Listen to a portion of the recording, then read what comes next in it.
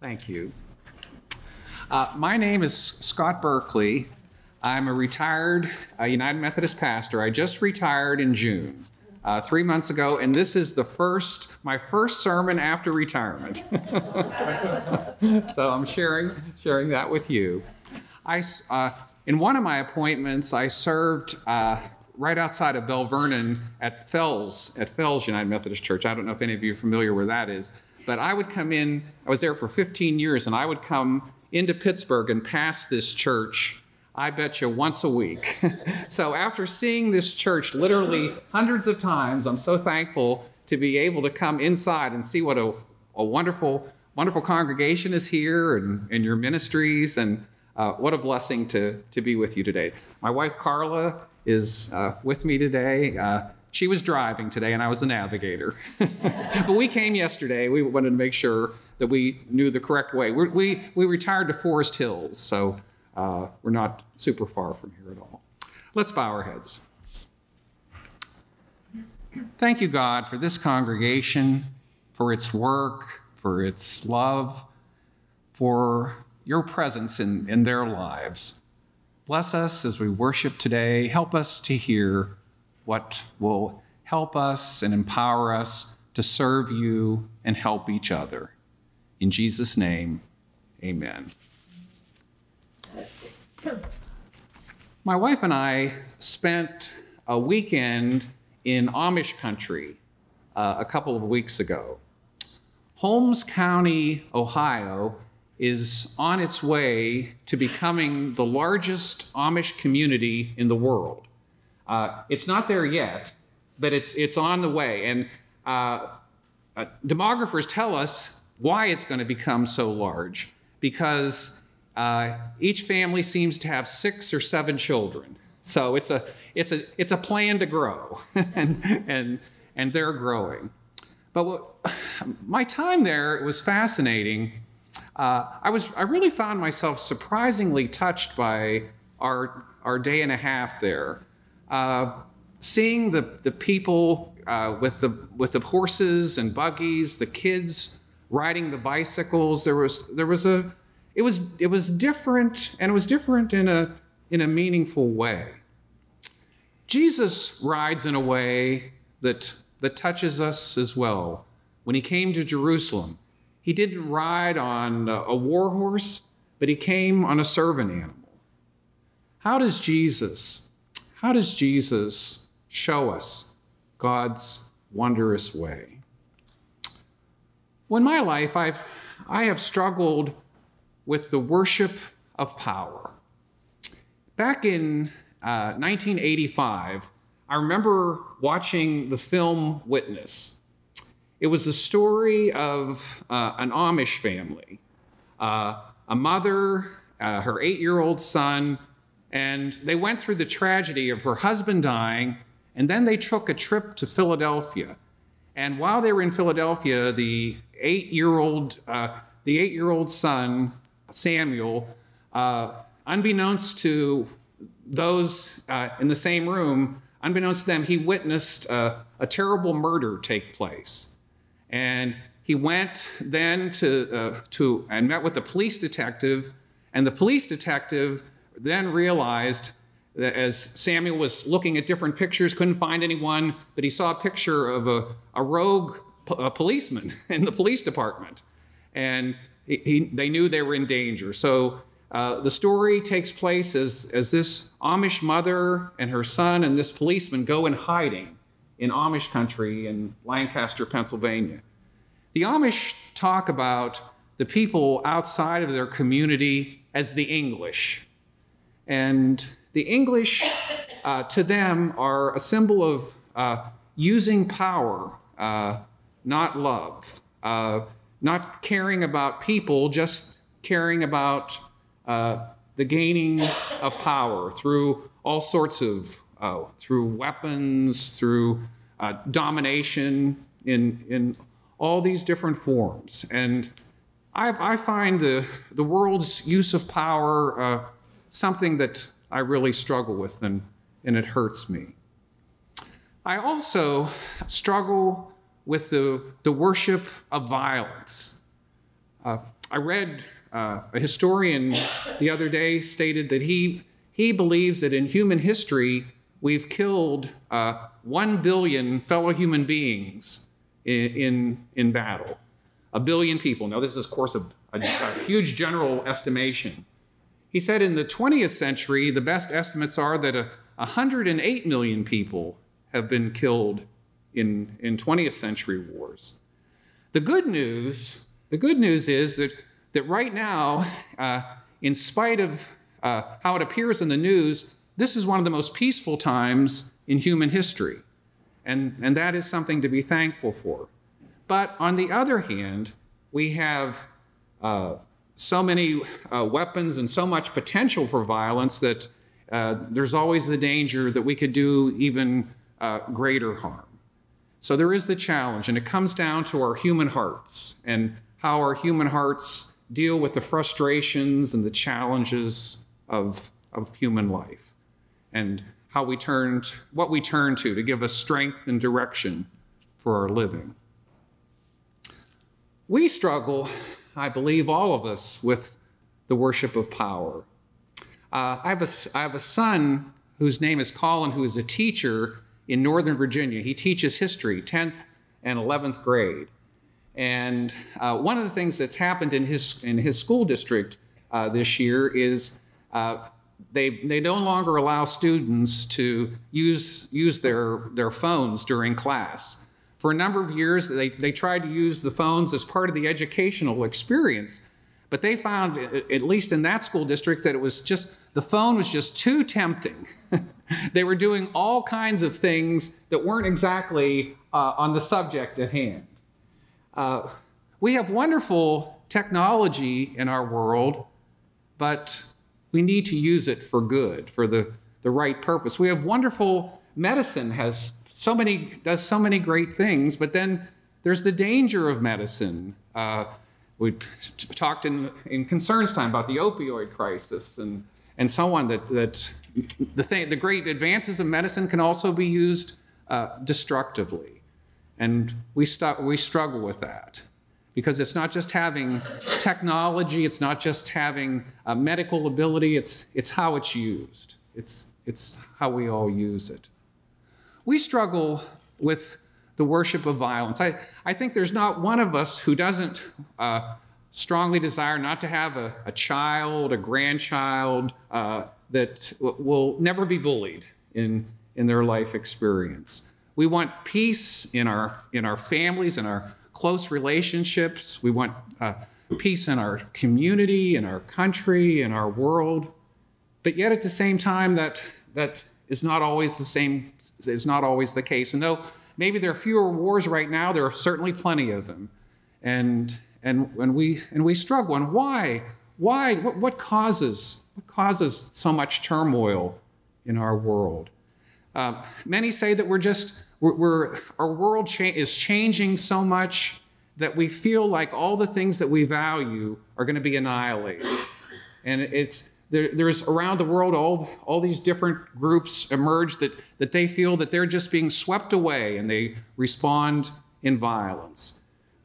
We struggle with our human hearts about how do we handle the changes in life, the challenges in life.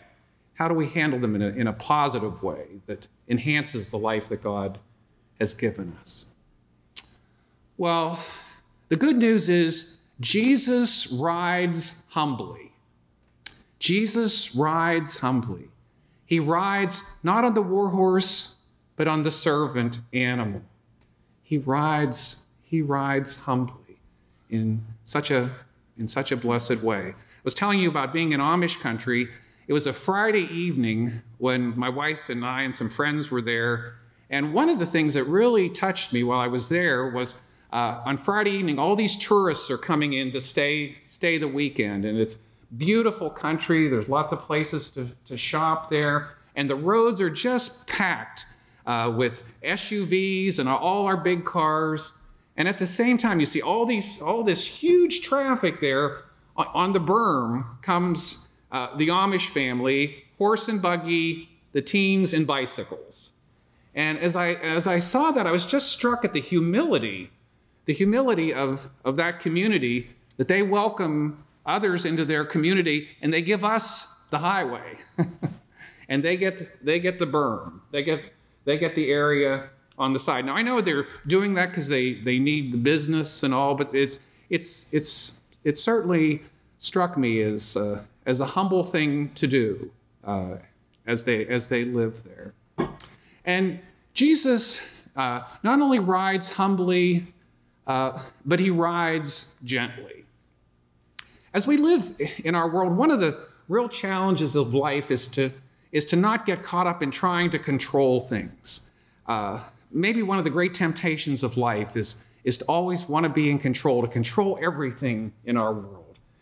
We wish we could do that, but we can desire to control things that we're really unable to control, and that certainly is not that helpful. Think of this situation. You're driving down the highway, and then you look ahead and traffic is stopped. And you're got to get somewhere, but traffic is stopped and you're going nowhere. And say you have Google Maps, and you look at your Google Maps, and it says +20. And you think, oh my goodness, I'm going to be sitting here for 20 minutes. Now we can respond with two extremes. On the one hand, we can sit there and we can start screaming and yelling, move, move, move. We can honk our horns. The thing is, that doesn't work. In fact, that makes things worse because somebody's liable to get out of the car and come back at us. Or what else we could do is we could just turn on the radio, listen to some tunes, and try to enjoy those 20 minutes that we're waiting there in traffic. How we handle things. It's the same situation. It's the same stuck in traffic, but there's two different attitudes: enjoying the music or just being upset over what we can't control. Jesus really leads us to be more humble. Jesus leads us to become more humble. I have a friend who lives out west, and he tells this story many times. He's told this to many different people about a very painful experience he had in his life that helped him become humble. He was going through an extremely painful divorce, and he and his ex-wife were struggling over the custody issues. Who would have custody? How was their daughter to be raised? Back and forth. They were having an awful time, and he was so upset about this that he couldn't sleep at night. It got in the road of his living. It was such a painful experience for him. And finally, he had this realization that the realization was that he was not going to be able to control what his ex-wife would do. But what he could control was the joy that he could have in spending time with his daughter. He realized that there are some things that we don't have control over, but the things that we have control over, those are the things that we want to emphasize and do well. Because there are things that we can do, even though we can't do everything. More than that, Jesus leads us to become gentle. We can become more gentle. One of my favorite stories is a story of a Native American grandfather talking to his grandson. And this Native American told his grandson, he said, there are two dogs in the human heart. There's one that growls and one that is filled with love and joy. And he said, they're always wrestling. And his grandson said, well, which one of these two wins? Which one of these two wins this wrestling match? And his grandfather said to his grandson, the one we feed. The one we feed is the one who will win. What we focus on, what we put our attention on has a lot to do with the experience that we have. Two women both purchased an apartment. And on the first day, the apartments were the same. The first woman went into her apartment and said, oh, I've got so much work to do. This is awful. Moving into a place is the worst possible experience. The other woman who had the exact same apartment said to herself when she walked into the apartment, I'm so thankful I have a place to live. There's so many people in the world who don't have homes, and what a blessing it is to be able to fix up an apartment. Jesus helps us. He helps us to become more gentle in our attitudes. Our world will be a better place when we all become more humble. I talked about finding humility in Amish country, but it's not just Amish country. There's humility everywhere. I was concerned when we moved to Pittsburgh about dealing with the Parkway. I live on the other side of town in Forest Hills, and I was a little nervous about dealing with the Parkway on a regular basis. But what I have found is that oftentimes when traffic goes into one lane and sometimes another car has to leave you in, people often do that. There's a real kindness and a generosity. Somebody lets you in traffic, and that motivates you to let somebody else in traffic. And just things like that on the highways are such a blessing. And we can extend, we already know how to be humble and helpful to each other, and we can extend this as to how we talk to each other in conversation, what we do with our lives. Jesus helps us to make this world a better place. And our world becomes a better place when we're more gentle with each other. Having a gentle heart often comes out of being thankful. There was another story of two drivers were in the parking lot of a grocery store. They bumped into each other. It was one of those things, one of those accidents that was no one's fault. One of the drivers got out and said, "My life is horrible. I just can't believe how everything that possibly could go wrong would go wrong." The other driver got out and said, "I'm so thankful to be in an accident where nobody got hurt." Our attitudes can help us with humility.